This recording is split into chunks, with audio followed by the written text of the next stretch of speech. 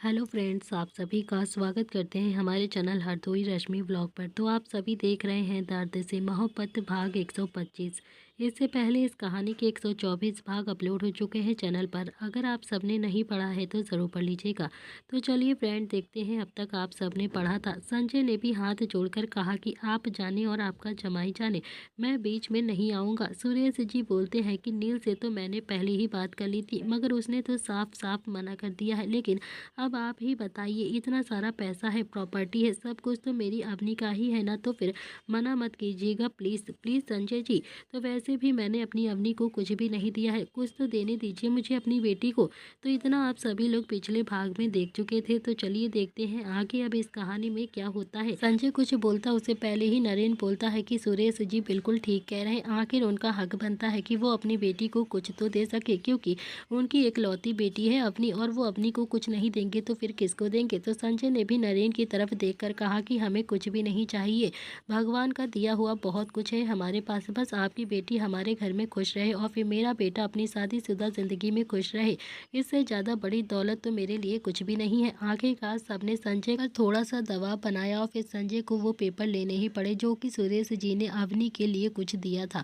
संजय ने भी वो पेपर को ले लिया और फिर नरेन की तरफ देखकर कहा कि तुम्हारे कहने से पेपर ले लिए हैं मैंने, लेकिन मेरे कहने से तुम भी अजीत के साथ अपने रिलेशन को थोड़ा सा सही करो, क्योंकि मुझे बिल्कुल भी अच्छा नहीं लगता है तुम दोनों का ऐसे एक दूसरे से नफरत करना। तुम अजीत को बिल्कुल गलत समझ रहे हो। नरेन ने भी अजीत की तरफ देखा और बोला कि नहीं, मैं उस दिन बहुत ही ज़्यादा गुस्से में था, इसीलिए मैंने उल्टा सीधा बोल दिया था, ऐसा कुछ भी नहीं है। और तभी एक आदमी जिसकी उम्र 40 से 45 साल की होगी, वो उठकर ड्रिंक का ग्लास लेकर सीधा बाहर की तरफ चला गया। तो संजय भी उसे जाता हुआ देखकर उसने भी सुरेश जी की तरफ देखा और थोड़ा सा गुस्से से कहा कि ये आदमी मुझे बिल्कुल भी ठीक नहीं लगता है भाई साहब, बहुत ही ज़्यादा बेकार आदमी है ये। मुझे नहीं पता था कि आपका रिलेशन मिस्टर भाटी से भी है। तो सुरेश जी बोलते हैं कि संजय जी, आप तो जानते ही हो ना, अच्छे और बुरे लोग तो हर प्रोफेशनल में ही होते हैं, और मुझे तो मिस्टर भाटी से बिजनेस के सिलसिले में काम पड़ता ही रहता है। हम दोनों का बिजनेस एक दूसरे के साथ में ही चलता है ना, इसी वजह से कभी कभार मिलना तो हो ही जाता है। और फिर अभी छोटी सी गैदरिंग की थी मैंने, तो फिर सोचा कि बुला लूँ मैं इसे, इसीलिए बुला लिया था। तो संजय बोलता है कि मगर फिर भी सुरेश जी, ऐसे इंसानों से दूर ही रहना चाहिए हमें हमेशा। अच्छा इंसान नहीं है बिल्कुल भी ये, बहुत ही ज़्यादा घटिया और गिरा हुआ इंसान है ये। संजय ने अभी इतना ही कहा था कि तभी बाहर से किसी लड़की की जोरदार चीखने की आवाज़ आती है। संजय ने भी ग्लास वहीं बार काउंटर पर रखा और फिर तेज कदमों के साथ भागता हुआ सीधा बाहर की तरफ गया। पीछे पीछे अजीत, नरेन और सुरेश जी भी चले गए थे। संजय ने बाहर जाकर देखा तो उसकी आंखें तो हैरानी से फैल गई थी और मुंह खुला का खुला रह गया था, क्योंकि मिस्टर भाटी ने इस वक्त दिशा का हाथ पकड़ा हुआ था, और दिशा जो इस वक्त बहुत ही ज़्यादा रो रही थी। संजय से भी अब अपना गुस्सा बर्दाश्त नहीं हुआ और वो भी जल्दी से उनके पास गया और फिर उसने भी मिस्टर भाटी के कॉलर को पकड़कर खींचकर एक पंच उसके मुंह पर जोर से जड़ दिया। तो मिस्टर भाटी भी वहीं जमीन पर एकदम से धड़ाम से गिर पड़ते हैं। तो मिस्टर भाटी अभी उठते हैं और फिर संजय की तरफ देखकर बहुत ही ज़्यादा गुस्से से बोलते हैं कि क्यों, बस अपनी ज़रूरत को पूरी करने के लिए ही तो लाकर रखा है तुमने इस लड़की को अपने साथ, हमारा भी तो थोड़ा सा ख्याल करो। हमने तो सुना है कि संजय प्रताप सिंह बहुत ही ज़्यादा शरीफ इंसान है, अपनी बीवी के अलावा किसी को आंख उठाकर भी नहीं देखता है, लेकिन यहाँ तो माजरा कुछ और ही दिखता है, यहाँ तो कुछ और ही चल रहा है। फिर उसने भी सुरेश जी की तरफ देखा और कहा कि क्या कहा था आपने कि फार्म हाउस पर बस ऑफिशियल पार्टी ही होगी, लेकिन यहाँ तो लड़कियों को भी बुलाकर रखा है आप लोगों ने। ये सुनते ही संजय ने एक और पंच जोर से मिस्टर भाटी के मुंह पर जड़ दिया और फिर मिस्टर भाटी एक बार फिर से धड़ाम से जमीन पर जाकर गिर पड़ते हैं, क्योंकि वो थोड़ा सा नशे में भी थे जिससे वो बार बार गिर रहे थे। दो बिजनेसमैन आए हुए थे, उन्होंने मिस्टर भाटी को उठा लिया और फिर कुछ बोलता उससे पहले ही सुरेश जी काफ़ी ज़्यादा गुस्से से बोलते हैं कि चुप, एकदम चुप, बेटी है वो हमारी, समझे तुम लोग, तुम्हारे ना गंदे ख्याल कोई भी नहीं बदल सकता है, कुछ भी बोल रहे हो तुम हमारी बेटी के बारे में, निकलो यहाँ से अभी के अभी निकलो। मिस्टर भाटी ने भी एक नज़र दिशा की तरफ देखा और फिर चुपचाप वहां से चला गया। उसके जाते ही संजय ने भी पलटकर खींचकर एक थप्पड़ दिशा के गाल पर जड़ दिया और फिर दिशा भी गिर पड़ती, लेकिन तभी नरेन ने उसे संभाल लिया। तो दिशा के आंसू अब एकदम से बहने लगे थे और फिर सब आंखें फाड़कर हैरानी से संजय की तरफ देख रहे थे। संजय का गुस्सा उसके चेहरे पर इस वक्त साफ साफ दिख रहा था। इस वक्त संजय सच में बहुत ही ज्यादा गुस्से में था। संजय ने चिल्लाते हुए कहा कि कल पूछा था ना रात को मैंने कि बेटा कोई प्रॉब्लम है तो फिर बता दो मुझे। दिशा कुछ नहीं बोलती है, पूरी तरीके से एकदम से काँप रही थी, आँखों से आँसू एकदम से गिर रहे थे और नज़र उठाकर वो संजय को देखने की हिम्मत भी उसके अंदर नहीं हो पा रही थी। लेकिन नरेन का दिल तो अब एकदम से फट गया था। वो बोलता है कि मिस्टर प्रताप, ये कौन-सा तरीका है लड़की से बात करने का? आप ना बिल्कुल भी गलत तरीके से बात नहीं कर सकते हैं इस बच्ची से। संजय ने भी नरेन को उँगली दिखाते हुए कहा कि आप चुप रहिए मिस्टर पुरोहित, ये मेरे और मेरी दिशा के बीच की बात है। दिशा मेरे घर में रहती है और ये मेरी रिस्पॉन्सिबिलिटी है और मुझे पता है कि मुझे अपनी रिस्पॉन्सिबिलिटी कैसे निभानी है। इतना कहकर संजय ने भी दिशा की बाजू पकड़कर उसे अपनी तरफ खींचा और फिर बहुत ही ज़्यादा गुस्से से बोलता है कि कुछ पूछ रहा हूँ ना मैं तुमसे? क्या कहा था मैंने कल रात को? कल रात पूछा था ना बेटा, कोई प्रॉब्लम है तो बता दो। मैं तुम्हें अपनी बेटी बोलता हूँ तो इसका मतलब ये नहीं है कि तुम कुछ भी करोगे। दिशा कुछ भी नहीं बोल रही थी, उसकी आंखों से आंसू बस लगातार गिरे जा रहे थे। नरेन से भी दिशा की हालत बिल्कुल भी देखी नहीं जा रही थी, लेकिन खुलकर उसका सपोर्ट भी वो नहीं कर सकता था कि आखिरकार नरेन ने भी थोड़ा सा हिम्मत करते हुए दिशा के बाजू पकड़कर उसे अपनी तरफ पीछे खींचा और फिर संजय की तरफ देखकर कहा कि वो पहले ही इतना ज़्यादा रो रही है और ऊपर से आप उसे इस तरह से बात कर रहे हैं, उसे इतना ज़्यादा डांट रहे हैं, ये बिल्कुल भी ठीक नहीं है मिस्टर प्रताप। प्लीज़ आप थोड़ा शांति से बात करिए दिशा से। संजय ने भी फिर से गुस्से से कहा कि नरेन, तुम किट्टू के पापा हो इसीलिए मैं कुछ भी नहीं कह रहा हूँ, लेकिन ये मेरे और मेरी बेटी के बीच की बात है, इसीलिए आगे से हटो, मुझे मेरी बेटी से बात करने दो। नरेन को ये बात अंदर तक एकदम से चुभ गई थी कि संजय ने कितने हक से दिशा को अपनी बेटी कहा था। वहीं कहीं ना कहीं दिशा को ये भी महसूस हुआ था कि संजय ने जो थप्पड़ मारा है वो एक पिता होने के नाते ही मारा है और दिशा को संजय का थप्पड़ मारना बिल्कुल भी बुरा नहीं लगा था। नरेन भी संजय की तरफ ही देख रहा था तो संजय ने भी दिशा के बाजू पकड़कर उसे अपनी तरफ खींचा और बोला कि तुमसे पूछ रहा हूँ ना, बताओ कि या नहीं, जो पूछ रहा हूँ चुपचाप से बताओ। दिशा रोते हुए बोलती है कि अंकल, मुझसे आंटी का डायमंड का नेकलेस यहाँ पर खो गया था। जिस दिन नव्या जी की पार्टी हुई थी उसी दिन आंटी ने जो मुझे डायमंड का नेकलेस बनाया था ना, वो यहाँ पर ही गिर गया था। मैं उसी को ढूंढने के लिए यहाँ पर आई थी। तो संजय बोलता है कि कितने दिनों से यहाँ पर आ रही हो तुम? दिशा भी रोते हुए सिसकते हुए बोलती है कि पिछले 5 दिनों से। संजय ने कहा कि मैंने तुमसे पूछा था ना कि बेटा कोई प्रॉब्लम है तो फिर बता दो, मैं हर रोज तुमसे पूछता हूँ कि कोई प्रॉब्लम तो नहीं है तुम्हें। तो दिशा भी रोते हुए बोलती है कि अंकल, मैंने नेकलेस खो दिया है, मैं बहुत ज़्यादा डर गई थी। मुझे लगा कि आप लोग सोचेंगे कि मैंने नेकलेस को बेच दिया है या फिर नेकलेस को अपने पास ही रख लिया है और आप सबसे झूठ बोल रही हूँ। मुझे बहुत ही ज़्यादा डर लग रहा था अंकल। मैंने उस नेकलेस की कीमत पता की है, 2.5 लाख का नेकलेस है वो, और इसीलिए मैं बहुत ज़्यादा डर गई थी। मेरे पास इतने पैसे भी नहीं है कि मैं आपको उसकी भरपाई कर पाती, इसीलिए मैं उसे यहाँ पर ढूंढने के लिए आ गई थी। संजय का गुस्सा तो अब और भी ज़्यादा बढ़ गया था क्योंकि उसे बहुत ही अच्छे से याद आया था कि नौकर ने उसके हाथ में नेकलेस रखा था और कहा था कि शुभ की जेब में से ये नेकलेस मिला है, यानी कि गलती शुभ की थी, लेकिन गुस्सा दिशा पर निकल रहा था उसका। संजय ने जैसे तैसे अपने गुस्से को कंट्रोल किया और फिर जेब से रुमाल निकाला और फिर दिशा की ओर बढ़ाते हुए बहुत ही प्यार से कहा कि ये लो, अपने आंसुओं को पोंछो और फिर घर चलो मेरे साथ अभी के अभी। फिर उसने भी सुरेश जी की तरफ देखा और कहा कि मीटिंग किसी और दिन कर लेंगे या फिर मैं आपके ऑफिस में आ जाऊंगा। इतना कहकर वो दिशा को लेकर सीधा वहां से जाने लगा। पीछे पीछे अजीत भी वहां से चला गया था क्योंकि अजीत और संजय दोनों ही साथ में आए थे। तो वहीं नरेन भी दिशा को जाता हुआ देख रहा था। उसका दिल इस वक्त बहुत ही ज़्यादा दुखी हो रहा था। उसे कहीं ना कहीं बहुत ज़्यादा बुरा भी लग रहा था कि अगर आज दिशा अपने पापा के साथ होती तो शायद संजय उसके साथ ऐसे बिहेव बिल्कुल भी नहीं करता और ना ही दिशा को उसके नेकलेस खोने पर इतनी ज़्यादा फिक्र होती कि वो नेकलेस कितना ज़्यादा महंगा था। सब कुछ होने के बाद दिशा के पास कुछ भी नहीं था और फिर अजीत भी ड्राइव कर रहा था, संजय भी उसके बराबर में बैठा था और दिशा जो चुपचाप से पीछे बैठकर रो रही थी, धीरे धीरे सुबक रही थी।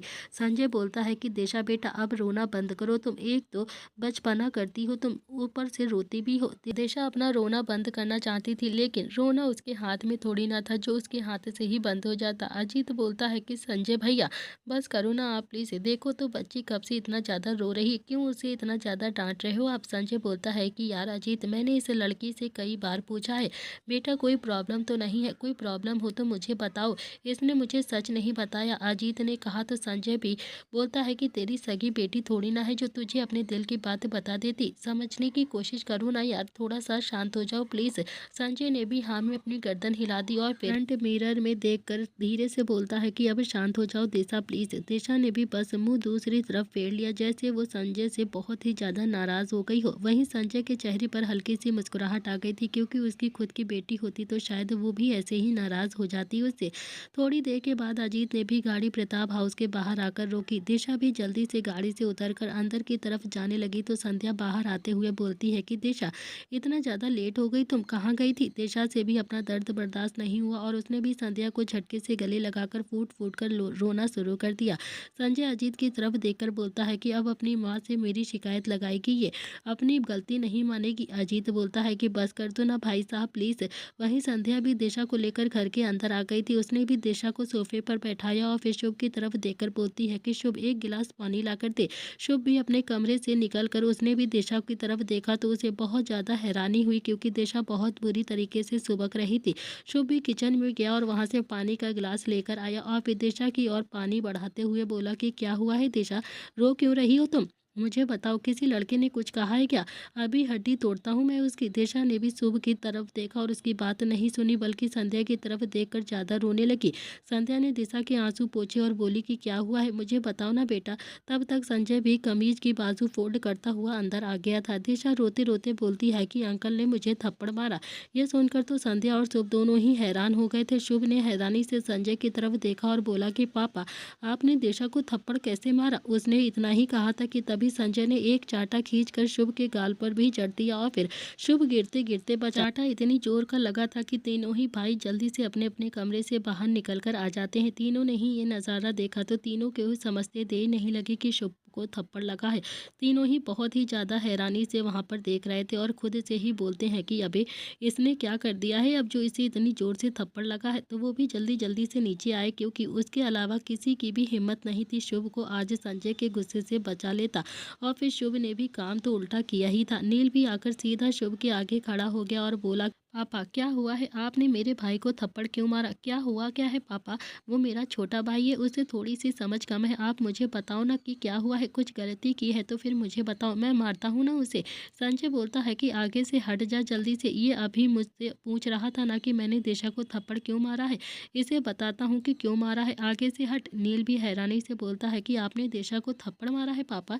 इतना कहकर उसने दिशा की तरफ देखा तो दिशा ने भी हाँ में अपनी गर्दन हिला दी। संध्या बोलती है कि संजय, ये क्या बात हुई है? एक तो आप अपनी बच्ची पर हाथ उठाते हो और फिर घर आते शुभ पर भी भड़क जाते हो, क्या हो क्या गया है आपको? संजय बोलता है कि अपनी बच्ची से पूछो, रात के 10 बजे ओबरॉय फार्म हाउस में क्या कर रही थी, ये पूछो जरा इसे। दिशा ने रोते रोते कहा कि आंटी, मैंने आपका डायमंड का नेकलेस खो दिया था ना, नव्या की पार्टी में उसे ही ढूंढने के लिए गई थी मैं। संध्या ने दिशा की तरफ देखा और कसकर उसे अपने सीने से लगा लिया और उसे प्यार से बोलती है कि बेटा, तुमसे ज़्यादा कीमती थोड़ी ना था वो नेकलेस, घर पर आकर बता देती, हम मिलकर ढूंढ लाते उसे। इतनी रात को वहाँ पर अकेले जाने की क्या ज़रूरत थी तुम्हें? कुछ हो जाता ना तो फिर। तभी नील बोलता है कि अच्छा, उसे थप्पड़ मारा तो समझ आ गया, लेकिन इसे शुभ को थप्पड़ क्यों मारा आपने? शुभ ने भी नील की बाजू पकड़कर हल्का सा उसे नीचे खींचा और फिर उसके कान में धीरे से कहा कि भाई मत पूछो ना यार, वो नेकलेस मुझे मिल गया था लेकिन मैंने दिशा को नहीं दिया था। नील ने बहुत ही हैरानी से शुभ की तरफ घूर कर देखा तो संजय ने भी गुस्से से कहा कि हाँ, तू क्या पूछ रहा था? नील 2 कदम पीछे हटकर बोला कि मैं तो कह रहा था कि बच्चों से गलती हो जाती है पापा, बात बात पर ऐसे हाथ मत उठाया करो। अच्छा नहीं लगता है, घर में 2 बहुएं भी हैं, क्या सोचेंगी हमारे ससुर जी का? तो बात बात पर हाथ ही उठ जाता है। और एक ये बेचारी दिशा, थप्पड़ मारना जरूरी थोड़ी ना था आपको, इसे प्यार से भी तो समझा सकते थे आप दिशा को। संजय बोलता है कि तुम्हें कुछ नहीं पता है उसमें क्या हुआ है और क्या नहीं। मिस्टर भाटी ने दिशा का हाथ पकड़ लिया था, मन तो ऐसा कर रहा था कि मैं भाटी को जान से मार दूं, लेकिन मैं क्या करता, बिजनेस टाइकून है ना वो, उसे तो मार नहीं सकता था। तो संध्या भी गुस्से में बोली कि तो फिर आपने बच्चों पर ही हाथ उठा दिया ना। संजय ने कहा कि संध्या, मेरा दिमाग मत खराब करो तुम, अगर ये मेरी बेटी होती ना तो फिर मैं इसे भी थप्पड़ मारता, और फिर फ़िलहाल तो मैं इसे अपनी बेटी ही मानता हूँ, इसीलिए मैंने इसे थप्पड़ मारा है। आज थप्पड़ मार दिया है ना तो आज के बाद कभी भी हम लोगों से कुछ भी छुपाएगी नहीं है। ये रात के 10 बजे फार्म हाउस चली गई। सोचो वहाँ पर कोई उल्टी-सीधी पार्टी हो रही होती तो फिर पता है मिस्टर भाटी ने इसके बारे में कितने गंदे शब्द का इस्तेमाल किया था वहाँ पर। अब इसे समझाओ कि आज के बाद हमसे कुछ भी ना छुपाइए। और इतना कहकर संजय ने नील की बाजू पकड़कर उसे अपने आगे से हटाया और फिर शुभ की तरफ देखकर बोलता है कि जब तुझे वो नेकलेस मिल गया था तो तूने इस लड़की को क्यों नहीं दिया। यह पिछले 5 दिनों से रोज फार्म हाउस जाती है, नेकलेस को ढूंढती है, ये सोच कर कि हमें लगेगा कि इतना महंगा नेकलेस इसने बेच दिया है। तेरे अंदर थोड़ी बहुत अकल भी है या फिर नहीं। इतना कहकर वो फिर से शुभ को मारने ही वाला था कि तभी शुभ जल्दी से पीछे हट गया और बोलता है कि आई एम सॉरी पापा, मुझे माफ़ कर दो प्लीज़। संजय ने गुस्से में कहा कि आई एम सॉरी पापा, इतनी बड़ी गलती करते हो और फिर इतने केयरलेस कैसे हो गए तुम। कितनी बार समझाऊं तुम्हें, कितनी बार तुझे जैसे सांड को समझाऊं। लड़कियों की इज्जत करना सीख लो तुम, वरना मार मार के भूत बना दूंगा तुम लोगों का। संजय भी शुभ को डांट रहा था लेकिन शुभ का पूरा ध्यान तो अभी दिशा पर ही था जो कि रो रही थी। शुभ को बहुत ज़्यादा बुरा भी लग रहा था कि उसकी वजह से दिशा को थप्पड़ भी लग गया और फिर पिछले 5 दिनों से वो फार्म हाउस में नेकलेस को ढूंढने के लिए जाती है, जबकि उसने कहा था कि पार्टी खत्म होने के बाद वो नेकलेस को ढूंढवा देगा। ढूंढने से तो रह ही गया था, उसे तो नेकलेस मिल भी गया था और फिर उसने दिशा को ना दिया था और ना ही उस नेकलेस के बारे में बताया था। गलती ने तो शुभ ने ही की थी। शुभ भी दिशा के पास आया और उसने कान पकड़कर दिशा से कहा कि आई एम सॉरी दिशा, मेरी गलती है, मेरी वजह से ही पापा ने तुम्हें थप्पड़ मारा है, प्लीज़ मुझे माफ़ कर दो। तुम प्लीज़ पापा की बातों का बुरा मत मानना। देखो ना, मुझे भी तो थप्पड़ मारा है ना, पापा कितना ज़्यादा मारते हैं मुझे। मैं तो बिल्कुल भी बुरा नहीं मानता हूँ, गलती हो गई है मेरी। पापा तुम्हारी केयर करते हैं इसीलिए उन्होंने तुम्हें डांटा है। तुम प्लीज़ नाराज़ मत होना, मेरी गलती है। नेकलेस मुझे मिल गया था पर मैं तुम्हें बताना भूल गया था और ना ही मैंने तुम्हें दिया था। इतना कहकर शुभ भी उदास मन से गार्डन की ओर चला गया। तो संध्या बोलती है कि शुभ डिनर तो कर ले। शुभ ने बिना पलटे ही कहा कि माँ भूख नहीं लगी है। इतना कहकर वो चुपचाप से गार्डन की तरफ चला गया। तो संध्या ने भी दिशा की तरफ देखकर कहा कि दिशा अब कोई शिकायत तो नहीं है ना, देखो तुम्हारे अंकल तुम्हारे पापा जैसे ही हैं।